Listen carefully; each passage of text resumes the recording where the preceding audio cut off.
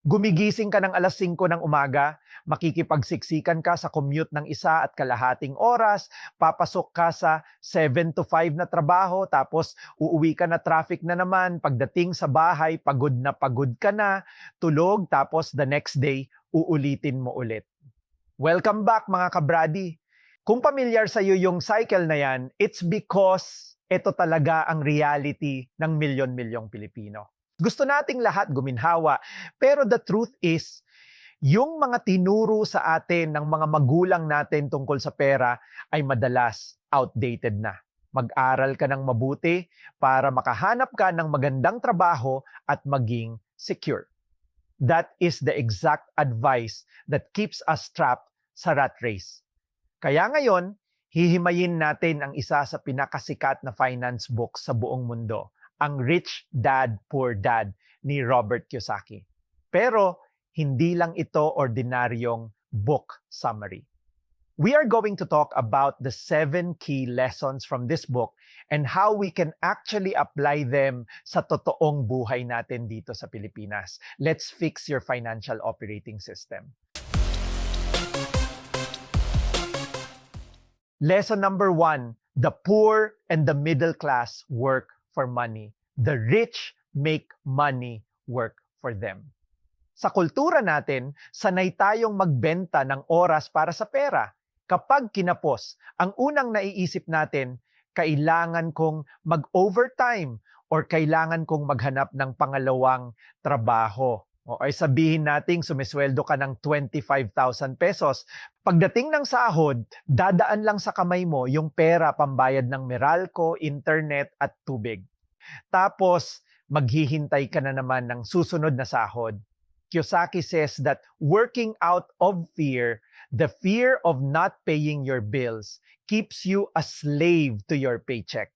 Ibahin mo ang tanong sa utak mo, imbes na paano ako kikita ng malaking sweldo, simulan mong itanong, paano ako makakabili o makakagawa ng system na bibigyan ako ng pera kahit natutulog ako. Start focusing on building systems, not just logging hours. Lesson number 2, it's not how much money you make, it's how much money you keep. Tinuruan tayo ng school kung paano maging magaling na empleyado. Tinuruan tayong mag-solve ng calculus at kabisaduhin ang history. Pero may nagturo ba sa atin kung paano mag-budget ng 20K na starting salary? May nagturo ba kung ano ang inflation o kung paano nagwo-work ang interest rates ng credit card? Wala. Kahit lumaki pa ang sweldo mo at maging 50,000 or 100,000 a month yan, kung wala kang financial literacy, mauubos din yan. Dumadami nga ang pera, pero lumalaki rin ang lifestyle. Kaya maraming tao ang kumikita ng malaki, pero pagdating sa ipon, madalas kulang dahil hindi alam kung paano i-manage ang pera. Financial education is your foundation. Invest in your financial education before you invest your money.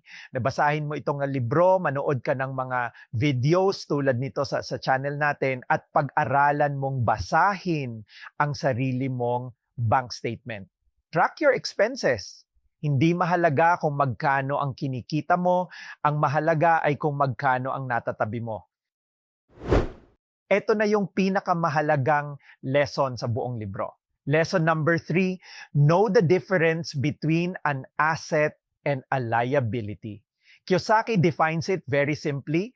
Ang asset ay naglalagay ng pera sa bulsa mo. Ang liability ay kumukuha ng pera sa bulsa mo. Ang problema sa ating mga Pilipino, bumibili tayo ng liabilities tapos tinatawag nating assets. Nakakuha ng bonus, ida-down payment agad sa brand new na motor o kukuha ng latest na iPhone sa home credit. Asset ko to, sabi mo. Hindi. Nagbabayad ka ba ng data plan? Nagpapagas ka ba? Nagde-depreciate ba yung value niya the moment na ilabas mo sa store? Yes. That means it's taking money out of your pocket.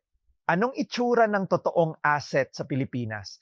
Pera na nakalagay sa Pag-ibig MP2 na kumikita ng tax-free dividends yearly. Shares sa isang local REITs na nagbibigay sa'yo ng quarterly na renta. O kaya mga tools like a good laptop or software subscription na ginagamit mo para makakuha ng freelance clients. Buy true assets and let the income from those assets buy your luxuries later. Lesson number 4, mind your own business. Karamihan sa atin, we spend our entire lives minding someone else's business. Ginagawa nating mayaman yung boss natin, binabayaran natin yung bangko sa mga interest sa utang, at pinapayaman natin ang gobyerno sa mga taxes natin. Hindi sinasabi ni Kiyosaki na mag-resign ka agad. Ang ibig sabihin nito, while you are working your 7 to 5 shift, you need to start building your own asset column. Halimbawa, kung isa kang call center agent o office staff na nagtatrabaho 40 hours a week para sa isang malaking kumpanya, that's your profession. Ikaw ang nagpapatakbo ng business nila. Pero ang business mo ay yung pag-invest mo ng bahagi ng sweldo mo sa MP2, pagbili ng dividend stocks, o kaya pag-start mo ng sarili mong small online business o side hustle after your shift. Your profession pays your bills. Your business builds your wealth. Limitahan mo ang oras na ginugugol mo sa pagpapayaman ng iba at simulan mong palaguin ang sarili mong yaman. Lesson number 5, overcoming fear and taking calculated risks. Isa sa pinakamalaking dahilan kung bakit maraming tao ang hindi yumayaman ay dahil takot sila. Takot mawalan ng pera, takot magkamali, takot mapahiya. Ang ending, hindi sila kumikilos. Pero tandaan, ang mayaman hindi ibig sabihin na wala silang takot. Ang kaibahan, natututo silang kontrolin ang takot at gawing gabay para gumawa ng tamang desisyon. Hindi rin sila reckless. They take calculated risk. Pinag-aaralan muna bago kumilos. Tinitimbang nila ang potential na kita laban sa possible loss. Ang bawat hakbang ay may plano, hindi pa bigla-bigla. Halimbawa, sa investments, hindi ka basta bibili ng stocks dahil uso, magbabasa ka ng financial reports, titingnan ng performance ng kumpanya at maglalagay lang ng pera na kaya mong mawala. Sa negosyo, hindi ka agad maglalabas ng malaking puhunan. Magsisimula ka sa maliit, susubukan ang market, at kapag nakita mong may demand, saka mo palalakihin. Kung gusto mong magbago ang financial life mo, kailangan mong matutong mag-take ng risk ng may plano. Huwag kang matakot sa risk, pero huwag ka ring maging pabigla-bigla. Mag-aral, magplano at magkwenta bago kumilos.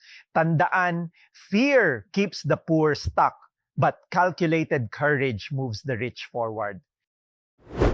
Lesson number 6, the rich invent money. Ano ibig sabihin nito? It means opportunity is not something you wait for. It's something you create.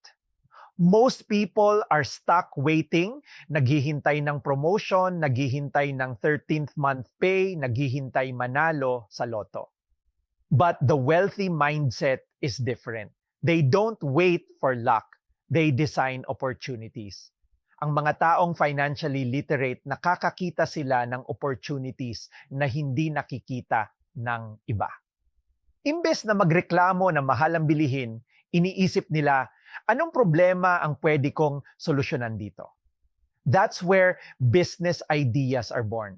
Nakikita nila kung saan pwedeng mag-invest kahit maliit pa lang ang kapital.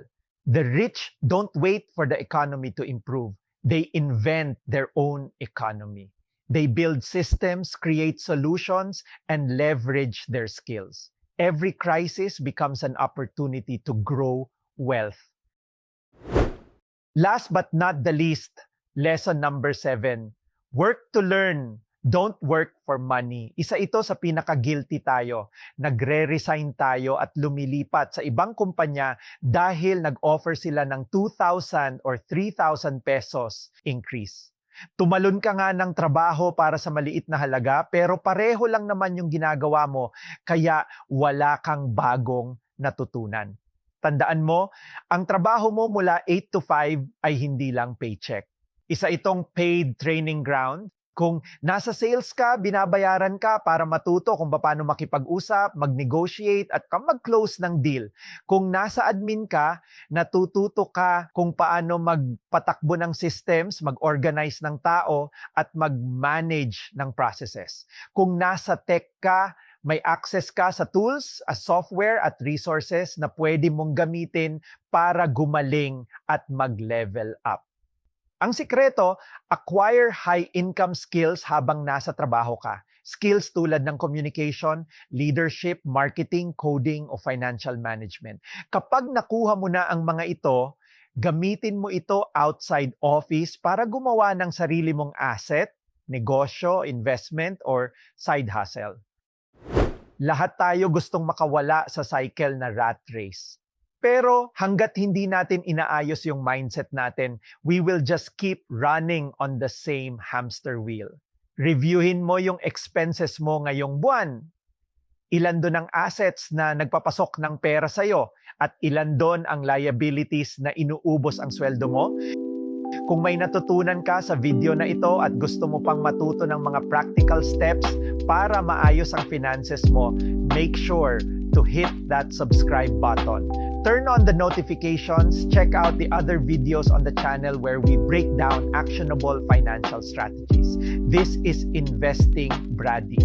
Tandaan, ang pera ay dumarating at nawawala, pero ang tamang mindset, kaalaman, at diskarte, yan ang tunay na susi sa financial freedom. Keep investing in yourself. Kita-kits sa next video.